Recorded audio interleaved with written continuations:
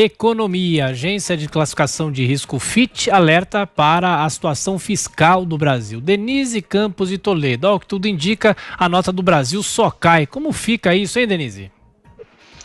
Tiago, foi uma sinalização bastante negativa o alerta emitido ontem pela Fitch. Ela manteve a nota do Brasil em BBB-, com perspectiva negativa, alertando para os riscos relacionados à situação fiscal do país. A gente já tem feito muitos alertas em relação a isso, refletindo até o comportamento do mercado financeiro, que tem cobrado uma posição mais clara do governo, e a Fitch deixou muito claro, falou que a perspectiva para o ano que vem é de crescimento, mas é preciso considerar a situação da pandemia e é preciso considerar também as dificuldades políticas do governo para levar adiante o programa de ajuste das finanças. O Brasil piorou muito a situação, o quadro fiscal ao longo deste ano, justificável em função da pandemia, das medidas que foram adotadas com muita eficiência, aliás, é importante ressaltar, para minimizar o impacto da pandemia sobre a atividade econômica. Tivemos auxílio emergencial, liberação de crédito, aquele programa de manutenção do emprego. Agora, o problema é como fazer essa transição agora,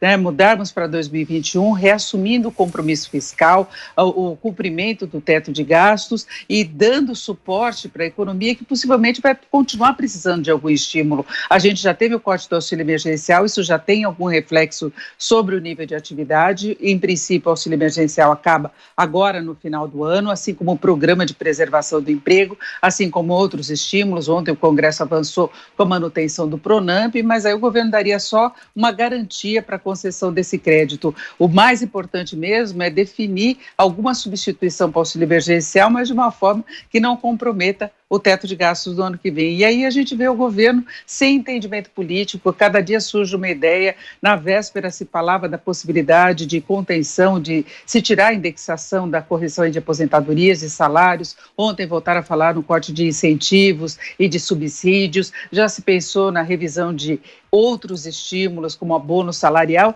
mas não sai uma definição. A gente não tem aprovação do orçamento do ano que vem, discussão das PECs que estão no Congresso há muito tempo, e não vê a base do governo conseguindo se movimentar para avançar com tudo isso. E a agência Fitch está de olho nessa situação, no avanço da dívida pública e mais do que isso, o mercado tem cobrado juros cada vez mais altos naquela curva de juros, em prazos mais longos para o governo conseguir colocar os títulos públicos. A dívida pública, como alertou também a Fitch, tem encurtado o prazo porque o governo não quer sancionar essa taxa mais elevada cobrada pelo mercado. Então, para pagar menos, ele coloca títulos de prazo mais curto. Mas se não resolver essa situação, não estabelecer um clima de maior confiança no começo do ano que vem, quando essa fatia da dívida estiver vencendo, aí o governo vai ter mais dificuldade ainda, Tiago. E rapidamente o mercado, hein, Denise? Como é que entra nessa reta final da semana?